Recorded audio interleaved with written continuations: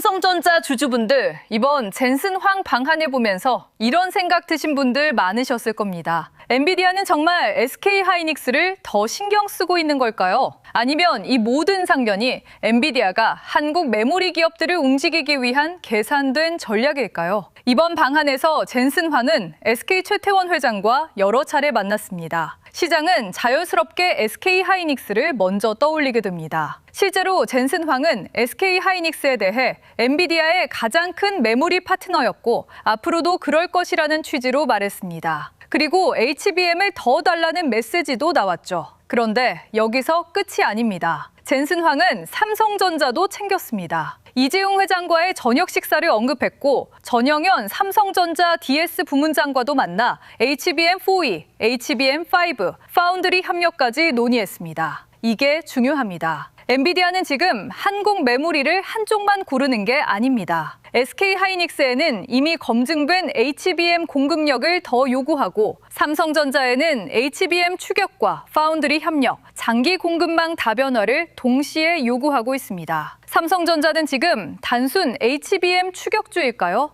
아니면 엔비디아 AI 생태계 안에서 파운드리와 메모리를 함께 가진 재평가 후보일까요? 이번 뉴스의 핵심은 젠슨 황의 움직임입니다. 젠슨 황은 방한 기간 내내 한국 기업들과 강하게 연결되는 모습을 보여줬습니다. 특히 SK그룹과는 매우 가까운 장면이 많이 나왔습니다. 최태원 회장과 여러 번 만나고 SK하이닉스의 메모리 공급 중요성을 강조했고 AI 팩토리 파트너십까지 발표했습니다. 시장에서는 자연스럽게 SK하이닉스 쪽에 더 큰 관심이 몰렸습니다. 그럴 수밖에 없습니다. SK하이닉스는 현재 HBM에서 가장 선명한 대장주 프리미엄을 받고 있습니다. 엔비디아 GPU가 팔릴수록 HBM 수요가 커지고 그 중심에 하이닉스가 있다는 시장 인식이 강합니다. 하지만 삼성전자 주주분들은 여기서 한 가지를 놓치면 안 됩니다. 젠슨 황이 SK와 가까운 모습을 보여줬다는 사실이 삼성전자가 제외됐다는 뜻은 아닙니다. 오히려 엔비디아 입장에서는 삼성과 SK 모두를 필요로 하는 상황에 가깝습니다. AI 생태계가 너무 빠르게 커지고 있기 때문입니다. 엔비디아가 왜 삼성전자와 SK하이닉스 모두를 필요로 할까요? 이유는 간단합니다. AI 인프라 수요가 너무 큽니다. 엔비디아 GPU 하나만으로 AI 데이터 센터가 완성되지 않습니다. GPU 옆에는 HBM이 필요하고 서버에는 고용량 D램이 들어가고 데이터 저장에는 낸드와 기업용 SSD가 필요합니다. 여기에 패키징, 전력 효율,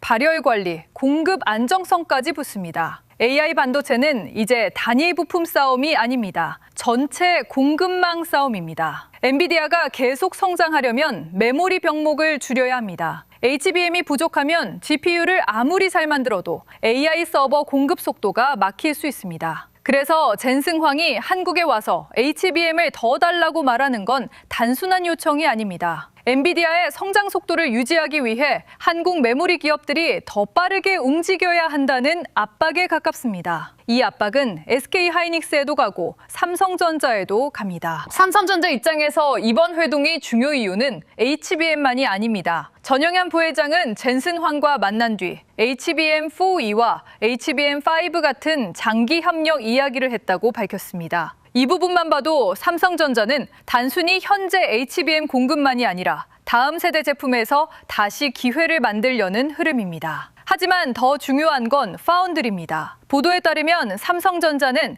엔비디아와 4나노, 8나노 공정에서 자율주행 칩과 일부 가속기 관련 칩 협력을 진행하고 있고 다음 세대 협력도 논의 중인 것으로 알려졌습니다. 삼성전자가 엔비디아와 파운드리 협력을 공식적으로 언급한 건 주주 입장에서 의미가 큽니다. 삼성전자는 그동안 파운드리 때문에 할인을 받아왔습니다. 메모리 기대가 좋아도 파운드리 적자와 고객 신뢰 문제가 주가를 눌렀습니다. 그런데 엔비디아와의 협력이 구체화되면 이 할인 요인이 성장 옵션으로 바뀔 수 있습니다. 삼성전자 주주분들이 봐야 할 포인트는 바로 이겁니다. SK하이닉스는 HBM에서 이미 강하게 인정받았습니다. 시장에서는 SK하이닉스를 엔비디아의 핵심 HBM 파트너로 보고 있습니다. 그래서 주가도 훨씬 선명하게 움직였습니다. 반면 삼성전자는 HBM에서는 아직 더 증명해야 하고 파운드리에서는 신뢰를 회복해야 합니다. 그래서 답답해 보일 수 있습니다. 하지만 반대로 보면 삼성전자에는 아직 시장이 덜 인정한 영역이 남아 있습니다. HBM4E, HBM5, 파운드리, 첨단 패키징, D램과 낸드 회복, 그리고 엔비디아와의 다음 세대 협력까지 말이죠. 삼성전자의 문제는 가능성이 없다는 게 아닙니다. 가능성을 실적으로 증명해야 한다는 점입니다. 시장은 삼성전자에게 좋은 이야기보다 고객 인증, 양산 물량, 수율, 마진, 수주를 요구하고 있습니다. 이 증거들이 하나씩 나오면 삼성전자를 보는 시선은 달라질 수 있습니다. 파운드리 이야기를 조금 더 깊게 보겠습니다. 삼성전자 파운드리는 그동안 조단위 적자를 냈습니다. 수율 문제, 고객 확보, TSMC와의 격차가 계속 약점으로 지적됐습니다. 그런데 최근 분위기가 조금씩 바뀌고 있습니다. 삼성전자가 빅테크 물량을 하나씩 확보하고 있다는 보도가 이어지고 있고 엔비디아와의 협력 범위도 메모리를 넘어 파운드리까지 넓어지는 분위기입니다. 파운드리 사업은 가동률이 굉장히 중요합니다. 라인이 비어 있으면 고정비 부담이 커지고 손실이 커집니다. 반대로 고객 물량이 들어오고 가동률이 올라가면 수율 개선과 수익성 개선이 함께 진행될 수 있습니다. 그래서 삼성전자 파운드리에서 중요한 건 단순히 좋은 기술을 발표하는 게 아닙니다. 실제 고객 물량이 들어오고 그 물량이 공장 가동률을 높이고 손실을 줄여가는지가 핵심입니다. 엔비디아 협력은 바로 이 지점에서 의미가 있습니다. 물론 냉정하게 봐야 할 부분도 있습니다. 엔비디아와 협력한다는 말만으로 삼성전자 파운드리가 바로 TSMC를 따라잡는 건 아닙니다. 파운드리는 신뢰 산업입니다. 고객이 칩을 바뀔 때 보는 건 가격 하나가 아닙니다. 수율, 성능, 납기, 전력 효율, 설계 생태계, 패키징, 장기 로드맵까지 봅니다. TSMC는 이 영역에서 오랫동안 기록을 쌓아왔습니다. 삼성전자가 반등하려면 단순히 TSMC의 대안으로 거론되는 수준을 넘어 맡겨도 된다는 신뢰를 고객에게 보여줘야 합니다. 그런데 이번 뉴스에서 의미 있는 건 삼성전자가 아예 협력 테이블 밖에 있는 게 아니라는 점입니다. 엔비디아가 삼성전자와 파운드리, HBM, 장기 제품을 논의하고 있다는 것 자체가 삼성전자에게는 다시 문이 열려 있다는 뜻입니다. 이분을 실제 수주와 실적으로 연결하는 게 다음 과제입니다. 이번에 업계에서 파운드리 흑자 전환 시점에 관심을 갖는 것도 이런 이유 때문입니다. 그동안에는 내년 초 흑자 전환 가능성이 많이 거론됐습니다. 그런데 최근에는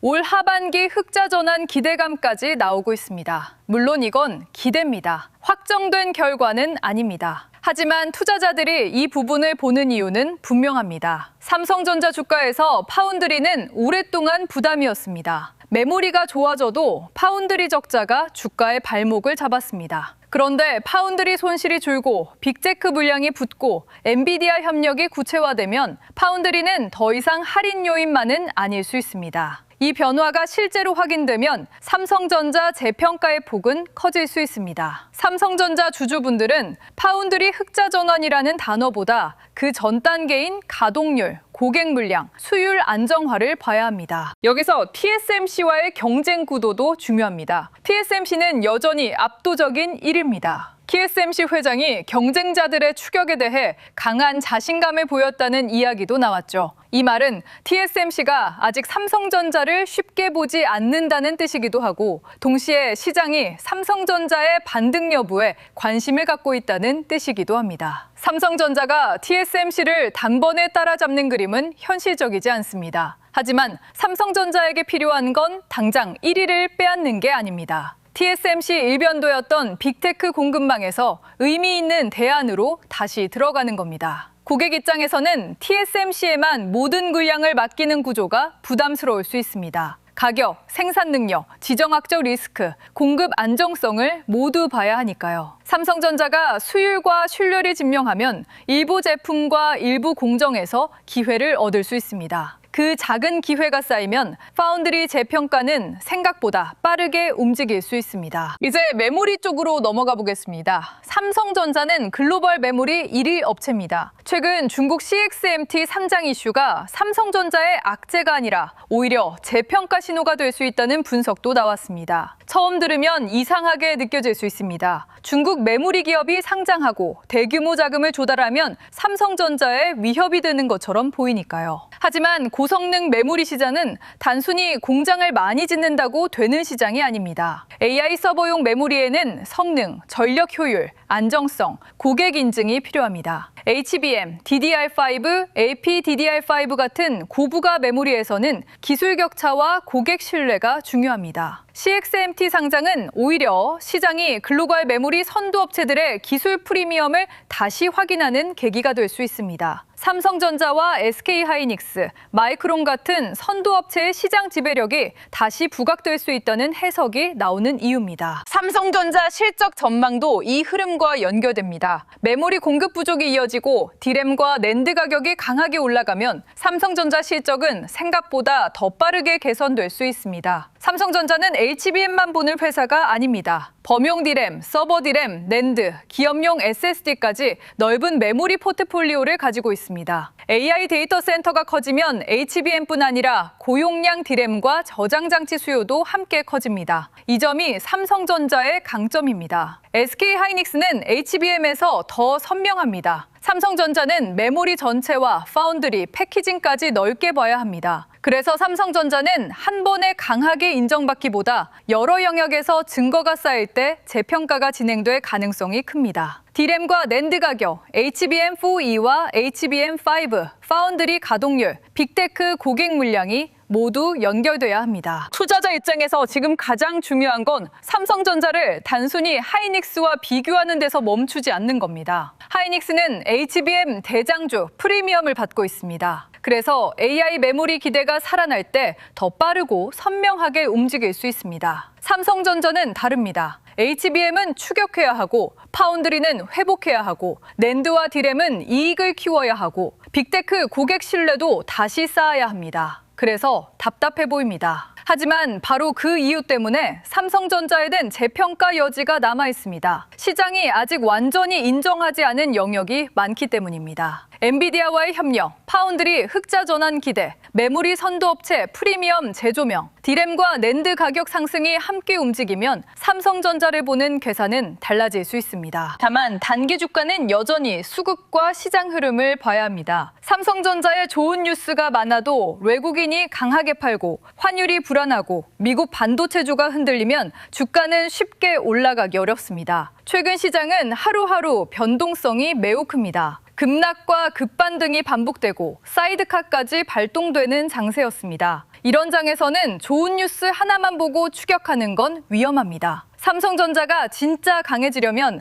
외국인 매도 강도가 줄어야 합니다. 원달러 환율도 안정돼야 하고 미국 반도체 지수도 버텨야 합니다. 그리고 삼성전자 자체 뉴스가 기대에서 실적으로 넘어가야 합니다. 지금은 가능성과 변동성이 같이 있는 구간입니다. 좋은 뉴스는 분명 있지만 시장이 안정돼야 주가도 그 뉴스를 제대로 반영할 수 있습니다. 보유자 입장에서는 어떻게 봐야 할까요? 오래 들고 계신 삼성전자 주주분들은 이번 젠슨황 방안을 너무 한쪽으로만 해석할 필요는 없습니다. SK하이닉스의 강한 러브콜이 나온 건 맞습니다. 하지만 삼성전자도 엔비디아와 HBM4E, HBM5, 파운드리, 다음 세대 협력을 논의하고 있습니다. 삼성전자가 시장에서 완전히 배제된 그림은 아닙니다. 오히려 엔비디아가 삼성과 SK를 모두 움직이게 만드는 구도에 가깝습니다. 이 구도에서 삼성전자가 해야 할 일은 분명합니다. HBM은 고객 인증과 양산 물량으로 증명해야 합니다. 파운드리는 수율과 가동률, 고객 물량으로 증명해야 합니다. 디램과 낸드는 가격 상승을 실적으로 보여줘야 합니다. 보유자는 단기 등각보다 이 증거들이 하나씩 쌓이는지를 봐야 합니다. 삼성전자의 재평가는 이벤트 하나로 끝나는 게 아니라 증거가 누적되는 과정입니다. 신규 진입을 고민하는 분들은 조금 더 냉정해야 합니다. 삼성전자에 좋은 뉴스가 많아 보인다고 해서 무조건 바로 따라가는 건 위험합니다. 지금 시장은 변동성이 큽니다. 좋은 뉴스에도 흔들릴 수 있고 나쁜 뉴스에는 더 크게 흔들릴 수 있습니다. 신규 진입은 한 번에 들어가는 방식보다 분할 접근이 더 안정적입니다. 특히 삼성전자처럼 시가총액이 큰 종목은 좋은 뉴스가 실제 주가 추세로 바뀌려면 수급 확인이 필요합니다. 외국인 매도 강도가 줄어드는지, 기관이 다시 받는지, 환율이 안정되는지, 미국 반도체주가 회복되는지 봐야 합니다. 그리고 HBM이나 파운드리 뉴스가 구체적인 고객과 물량, 실적으로 연결되는지도 확인해야 합니다. 좋은 회사와 좋은 매수 자리는 다릅니다. 삼성전자는 좋은 회사일 수 있지만 투자자는 좋은 자리와 좋은 흐름까지 함께 봐야 합니다. 앞으로 삼성전자에서 확인할 체크 포인트를 정리해 보겠습니다. 첫째, 엔비디아와의 HBM 협력입니다. HBM4E와 HBM5 논의가 고객 인증과 실제 공급으로 이어지는지 봐야 합니다. 둘째, 파운드리입니다. 4나노와 8나노 협력, 자유주행 칩과 차세대 제품 논의가 실제 수주와 가동률 개선으로 연결되는지 중요합니다. 셋째, 파운드리 흑자 전환 시점입니다. 올 하반기 기대가 현실화될 수 있는지 확인해야 합니다. 넷째, 메모리 가격입니다. 디램과 낸드 가격 상승이 삼성전자 이익을 얼마나 끌어올리는지 봐야 합니다. 다섯째, CXMT 상장 이후 시장 해석입니다. 중국의 추격보다 고부가 메모리 선도업체 프리미엄이 더 부각되는지 봐야 합니다. 여섯째, 외국인 수급과 환율입니다. 아무리 좋은 뉴스가 있어도 수급이 돌아서지 않으면 주가는 답답할 수 있습니다. 그리고 요즘처럼 시장 흐름이 빠르게 바뀌는 장에서는 혼자서 모든 뉴스와 수급을 따라가기 어렵습니다. 영상 하단 더보기란에 있는 심청 페이지를 통해 주도주 알림센터 입장 안내를 받아보실 수 있습니다. 주도주 알림센터에서는 시장 흐름과 관심 종목 신호를 중심으로 삼성전자, SK하이닉스,